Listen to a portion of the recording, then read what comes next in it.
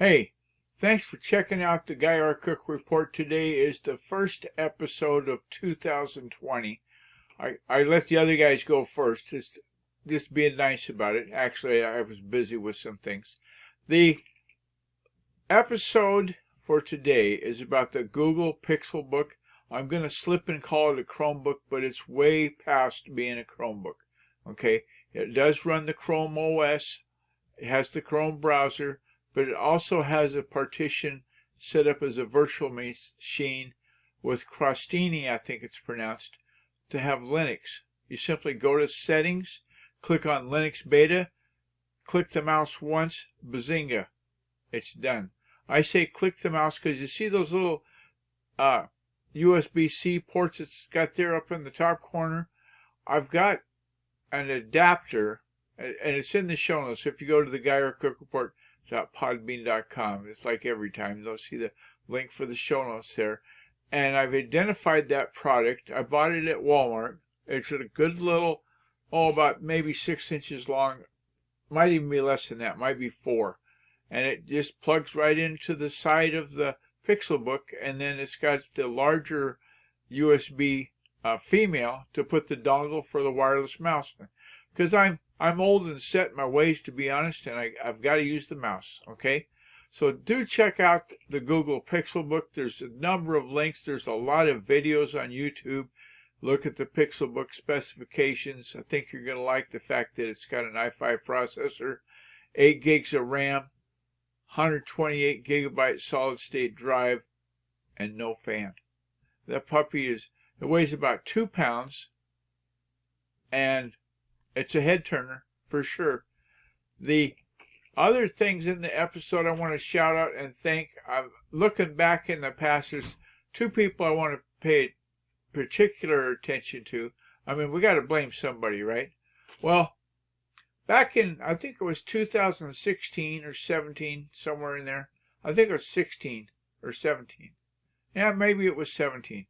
And a fellow over in Edinburgh, Scotland, his name is Fraser Ramsey, said to me in passing, "What about this graphic I was kicking around you having a podcast, and I thought this graphic would be good."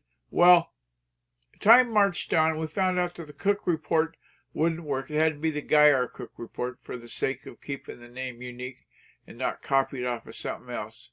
There's a Cook Report for politics or some such, and I didn't want to go there. So it was born. I want to thank Fraser for giving me that little nudge of having the graphic that got it rolling. And the other thing that got it rolling was, I consider her to be a really good at it, digital diva, Eileen Smith. She made a good how to do it video, and I asked her in an email, not expecting to get a reply, right? Because the big guys, they don't reply to you. You know who they are.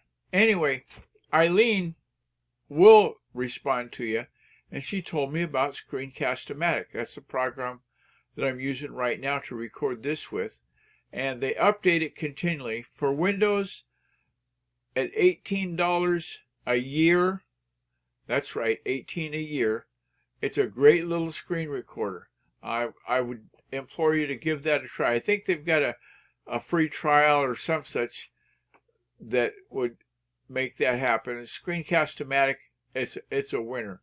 And I used that, and Fraser also told me about hosting the podcast at Podbean, and that's where I keep the audio. I put the video of the podcast onto YouTube, and then I share it through the many different social channels, listening portals, and so forth. We're on Apple and all the rest, the usual suspects, you know who they are.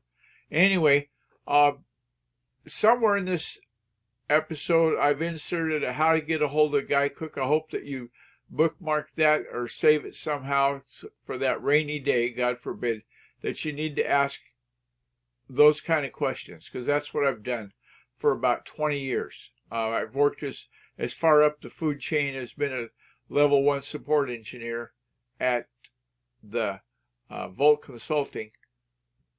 And so when they had a question, this was about software that we supported, then we provided them with an answer. And so I'd like to talk with you. If you've got a question, give me a shout. The rest of the episode will be consumed with nothing because it's over with. Because that's when I say it's a wrap.